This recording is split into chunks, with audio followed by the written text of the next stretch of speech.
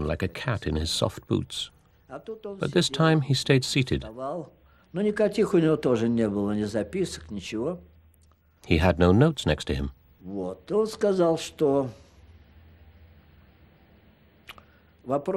He said, "The question is very important from an economic point of view.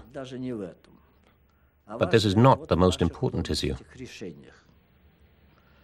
What is more important are the decisions you have taken in London. We insist that you should revoke these decisions, or at least postpone their implementation until we get together again to discuss the question of Germany." He saw that Germany was going to be divided, with a strong Western Germany, supported by America in the West, and anyway being 3/4 of the total part of Germany, which would become an independent country, and he wanted to stop that. In Berlin, the Western Allies and the Soviets returned to the negotiating table. The Russians demanded the withdrawal of the Western Deutschmark from the city. They also applied pressure in the air corridors.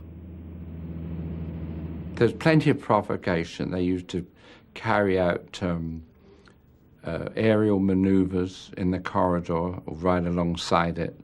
They'd be above you because we had a maximum altitude, and they'd go off firing military equipment, being buzzed and all that sort of thing.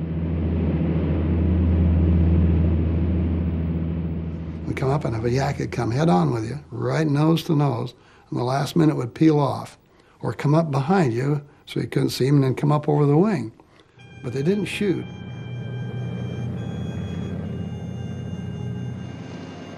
Bad weather caused delays and accidents.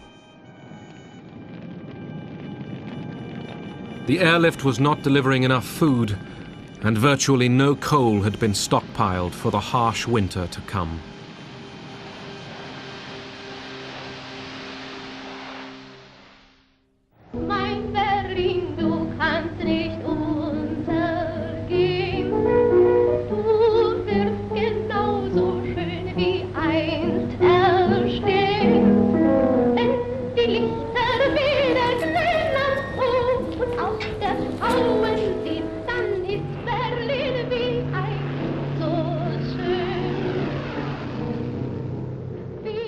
Berliners knew they were living on the edge. Electricity came on for only 4 hours a day.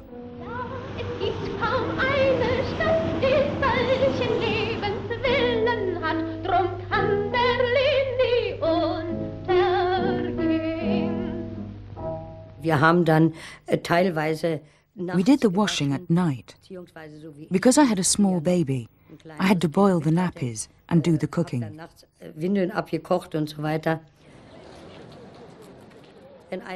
If we didn't have an electric iron, then we'd go to a neighbor and do the ironing together. It's always the same in bad times. People stick together through thick and thin.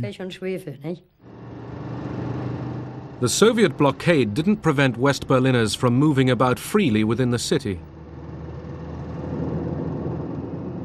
The eastern sector behind the Brandenburg Gate could be very enticing.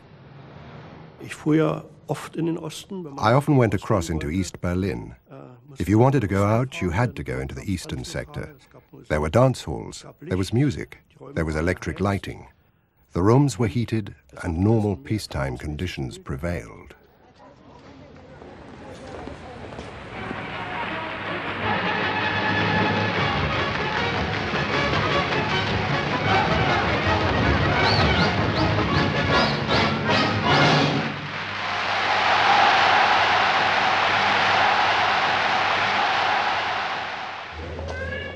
The Russians offered West Berliners the chance to buy food in the Soviet sector.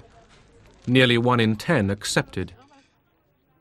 The Soviets didn't impose a complete blockade, but West Berliners who went to East Berlin were harassed.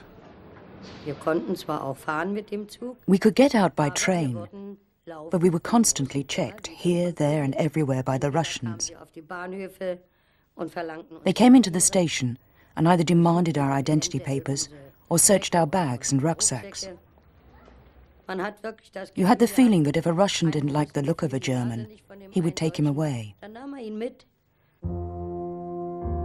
Tension among the former wartime allies was increasing. The city was splitting apart.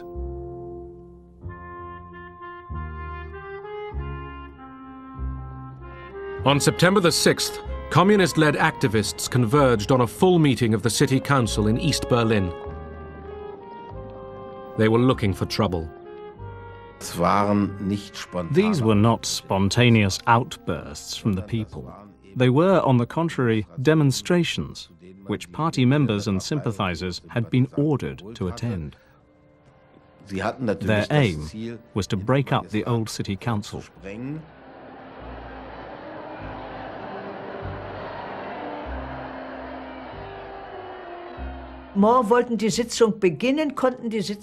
We wanted to begin the session, but Speaker Suhr couldn't get it started because communist gangs had made it their business to be there.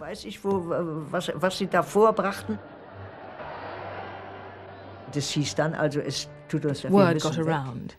We couldn't work there. Some people had already been beaten up, so we had to leave. Councillors driven out of the city hall met in the safety of West Berlin. With them was Ernst Reuter, who now appealed to all Berliners to gather at the Reichstag to protest.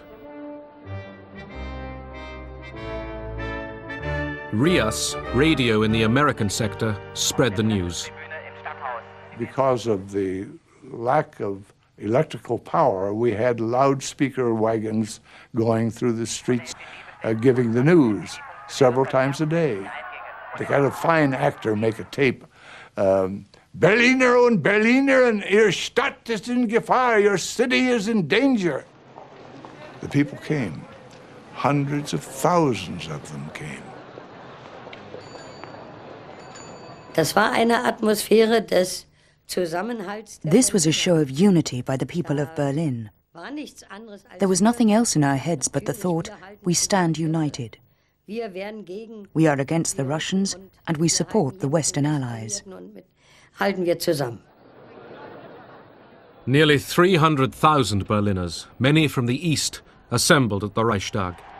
The view of the Berlin politicians, there was a possibility that the Western Allies might be ready to come to a compromise with the Russians, which would be a detrimental compromise for Germany. They rallied that meeting to demonstrate that the population of Berlin was decided to stand for their freedom and for democracy.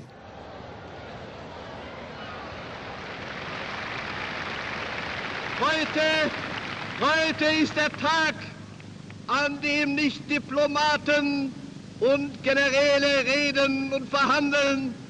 Heute ist der Tag, wo das Volk von Berlin seine Stimme erhebt.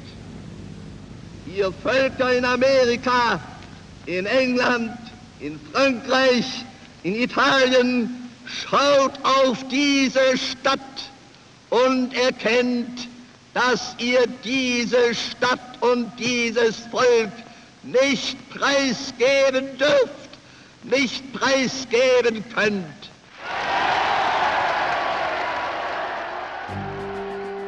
When the rally was over, the Soviet flag on the Brandenburg Gate was torn down.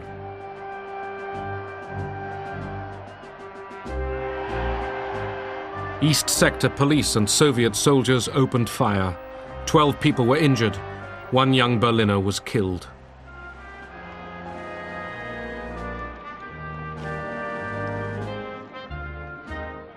And the day was not yet over. A delegation went to the Allied Control Council, where they feared a deal with Stalin to withdraw the Western D-Mark from Berlin was being hatched. The Allies got the message. The D-Mark stayed. Rhine-Main field was busier than ever this week as airlift traffic was suddenly bolstered by fresh squadrons. Here a group of valiant young pilots talk over the day's operations.